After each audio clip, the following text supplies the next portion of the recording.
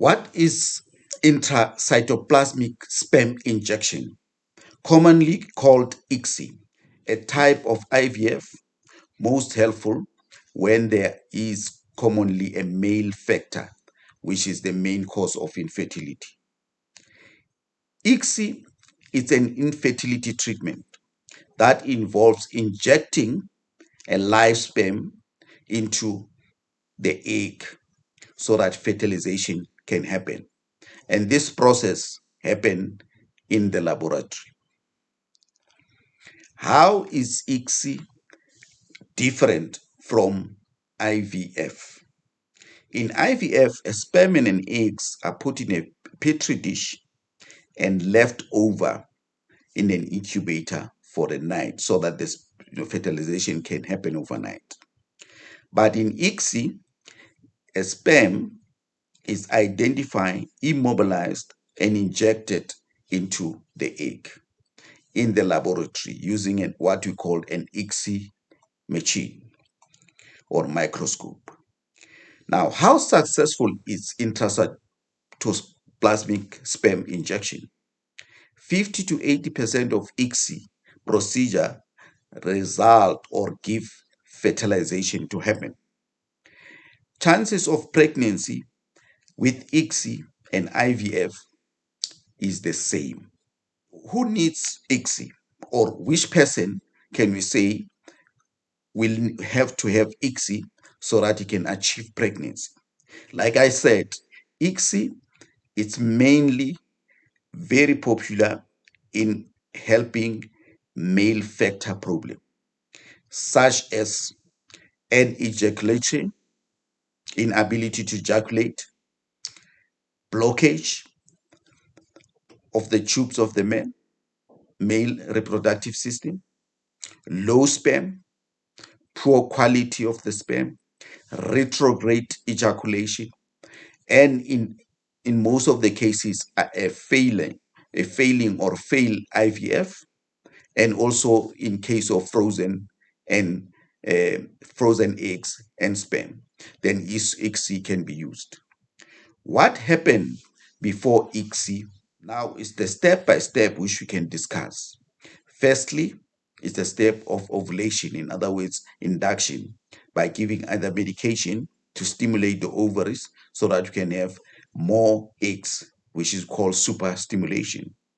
Then we do egg retrieval, and then after egg retrieval, we need this fresh sperm collect, and then now, in some cases, a male factor may be in such a way that we have what we call obstructive azoospermia, which is mean the testicles are okay, producing the sperm, but the sperm due to obstruction after the testicles, then we can't get the sperm.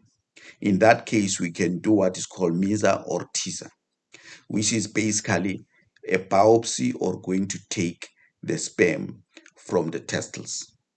And then after obtaining those sperms, then we can inject them into the eggs and do what is called ICSI. Now, what happened during intracytoplasmic sperm injection? We use two pipettes, and one for holding the egg and the one coming with an injection under a very special, very complex, and a very expensive machine so that we can inject the sperm into the egg. The process happens in the laboratory, and after the injection, then we'll monitor whether fertilization happened or not. Now, what happened after ICSI? We will definitely check the signs of fertilization. We made day 3 embryo formation, look at day 3 for embryo formation, day 5 for blastocyst formation, and then we can do day 5 or 6 embryo transfer and check for pregnancy from day 10 to 12. What are the benefits of ICSI? Compared to IVF, ICSI appeared to be more successful in helping male infertility. What are the risks of ICSI. During the process, damage of the egg may happen. Egg may not be fertilized with the process, or egg may just stop growing. What are the risks of ICSI to the baby? 1 to 2% of baby have congenital condition. Medical experts think that this underlying condition may be due to underlying cause of infertility, not necessarily ICSI. Therefore, risk to child are maybe an Angelman syndrome, autism, Beckenwith-Weterman syndrome, disorder of sex differentiation, something like intersex, hypospadias, and intellectual disabilities.